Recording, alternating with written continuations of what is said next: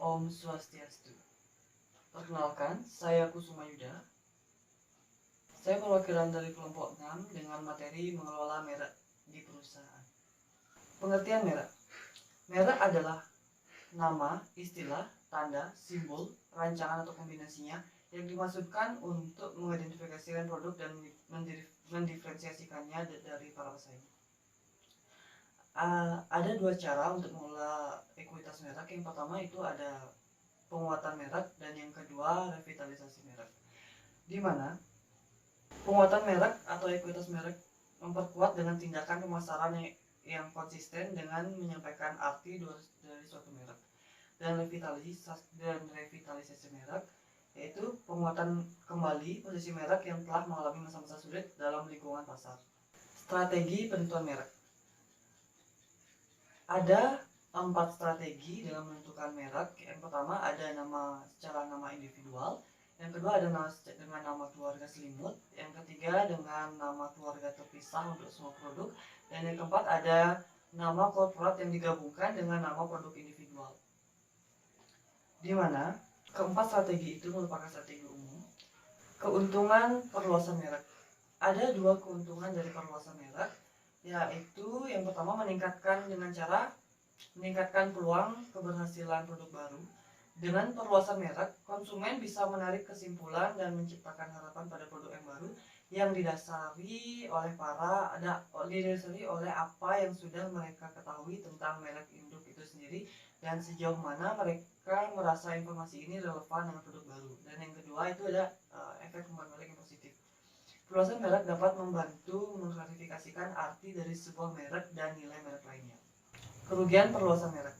Ada dua juga kerugian dari perluasan merek, yaitu yang pertama, nama merek menjadi tidak teridentifikasi, di mana pada sisi lainnya perluasan merek bisa menyebabkan nama merek menjadi tidak teridentifikasi pada produk apapun. Dan yang selanjutnya ada pencairan merek, di mana pencairan merek terjadi ketika konsumen tidak lagi mengasosiasikan merek dengan produk yang spesifik atau produk yang sangat serupa dan mulai tidak terlalu banyak berpikir tentang merek.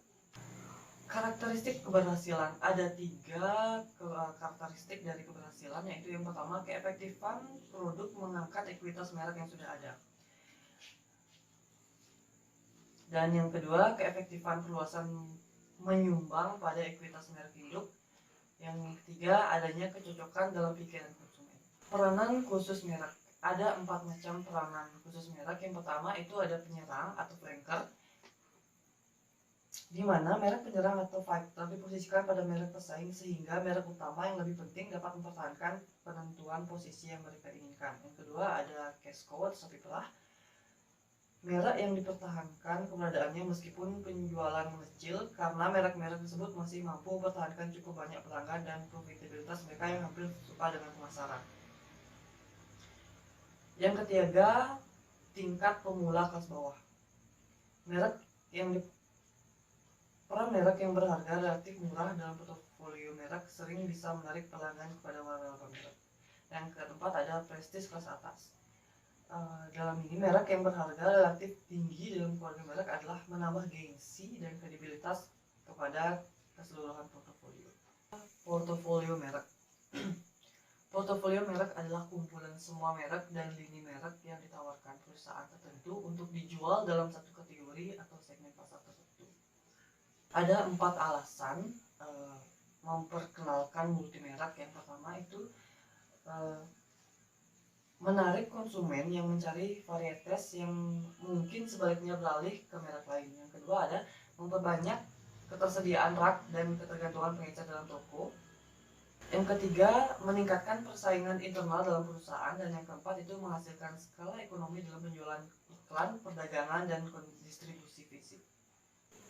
Selanjutnya ada ruang lingkup penetapan merek. Ada 7 ruang lingkup dari penetapan merek, yaitu yang pertama barang fisik, yang kedua ada jasa, ketiga toko, keempat orang, yang kelima tempat, yang keenam organisasi, dan yang ketujuh ide. Sebagai contoh, sampo itu Pantene, Clear atau semacamnya. Jasa itu seperti contohnya ada Pos Indonesia, ada JNE, Tiki. Toko itu contohnya Alfamart, Indomaret atau minimarket yang lain.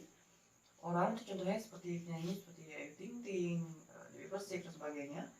Tempat contohnya seperti tempat pariwisata atau tempat-tempat yang semacamnya. Untuk organisasi seperti UNICEF atau WHO dan ide perdagangan bebas, kebebasan berbicara atau sebagainya. Strategi pengembangan merek. Ada 4 cara atau 4 strategi untuk pengembangan merek. Yang pertama itu melalui line extension, yang kedua itu brand extension, yang ketiga melalui multi brand, dan yang ketiga melalui new brand. Di mana line extension menggunakan nama merek yang sudah dikenal untuk memperkenalkan tambahan variasi produk, dan yang kedua brand extension menggunakan nama merek yang sudah dikenal untuk meluncurkan produk baru. Multi brand meluncurkan banyak merek pada satu kategori produk yang sama. Yang keempat, new brand menggunakan merek-merek yang benar-benar baru untuk peluncuran produk baru. Merek dan batasan merek. Menurut pasal 1 ayat 1 Undang-Undang Nomor 20 Tahun 2016 tentang merek dan indikasi geografis, merek adalah tanda yang dapat ditampilkan secara grafis berupa gambar, logo, nama, kata, huruf, angka, susunan warna dalam bentuk 2 atau 3 dimensi, suara, hologram atau kombinasi lain dari keduanya atau lebih unsur tersebut untuk membedakan barang atau jasa. Karakteristik utama merek. Ada 2 kata karakteristik. Yang pertama distinctive. Dalam bahasa Indonesia distinctive bisa berarti membedakan. Distinctive artinya membedakan. Terus yang kedua ada not be deceptive atau artinya tidak menyebutkan sesuatu yang tidak sesuai dengan kualitas ataupun deskripsi dari suatu merek. Misalkan Anda membuat merek super kayu jati untuk suatu produk mebel, padahal produk yang Anda hasilkan bukan berasal dari kayu jati. Atribut merek.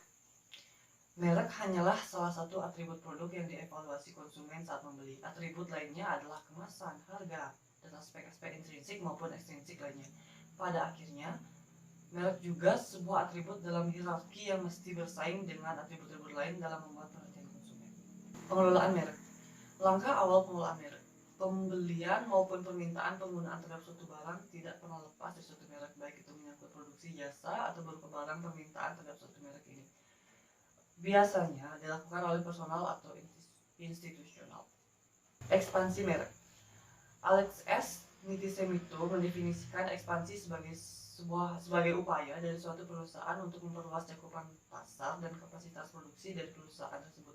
Kondisi ini menurutnya dilatar belakangi oleh adanya peningkatan permintaan terhadap produk atau jasa yang dimiliki perusahaan. Berikut ada macam-macam bentuk dari ekspansi bisnis, itu ada 4 macam. Yaitu yang pertama itu merger atau penggabungan, yang kedua ada akuisisi, yang ketiga hostile takeover atau mengambil alih secara paksa, yang keempat adalah leverage buyout. Di mana merger atau penggabungan adalah penggabungan dari 2 atau lebih perusahaan menjadi satu kesatuan yang terpadu. Selanjutnya ada akuisisi. Akuisisi adalah pembelian suatu perusahaan oleh perusahaan lain atau oleh kelompok investor. Ketiga, hostile takeover atau mengambil secara paksa adalah suatu tindakan akuisisi yang dilakukan secara paksa.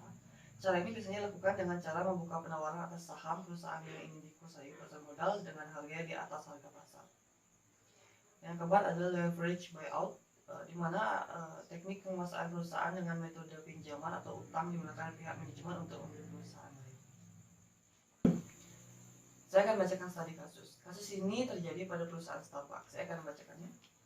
Starbucks memiliki kisah lain. Starbucks pada awal bertumbuhnya dikelola oleh Howard School dengan visi untuk menjadikannya sebagai perusahaan nasional yang akan menawarkan romantika seni Italia dalam meracik espresso. Setiap toko akan didukung oleh para peramu kopi yang akan meracik minuman espresso dan menceritakan unsur-unsur kopi yang lain. Setelah Soros membeli perusahaan tersebut dan menjadi CEO-nya pada tahun 1987, Starbucks bertumbuh dari suatu usaha lokal dengan 6 toko dan kurang dari 100 orang pegawai menjadi suatu usaha berskala nasional yang punya 1.300 toko serta 25.000 pegawai. Saat ini Starbucks berada di kota-kota besar Amerika Utara, di Tokyo, Singapura, dan negara lainnya. Penjualan dan keuntungan Starbucks cukup bertambah lebih dari 50% selama 6 tahun, dan nilai sahamnya yang sekarang sudah mencapai puncaknya telah naik 10 kali lipat sejak tahun 1992. Pembahasan kasus.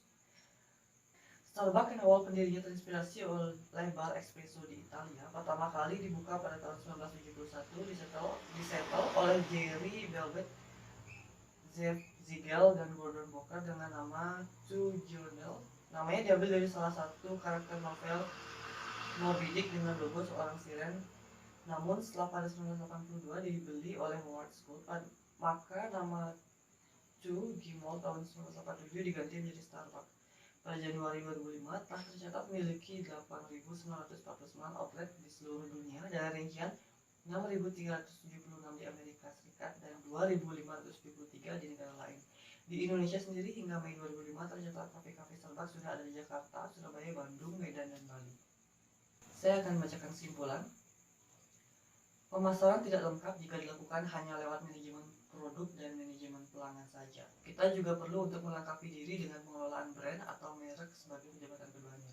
Dengan adanya manajemen pengelolaan brand atau merek yang solid, akan mampu menstimulasi dan akselerasi bertemunya percepatan perkembangan teknologi dan percepatan perkembangan kebutuhan pelanggan manajemen pengelolaan. Pengelolaan merek dan brand akan memungkinkan produk atau teknologi menemukan potensi maksimalnya di pasar. Merek atau brand telah menjadi krusial dan yang berkontribusi terhadap kesuksesan sebuah organisasi pemasaran, baik perusahaan bisnis maupun nirlaba. Pemanufakturannya pun penyedia jasa dan organisasi lokal maupun global. Sekian presentasi dari saya, perwakilan kelompok 6. Saya tutup dengan para pesan. Om Santi.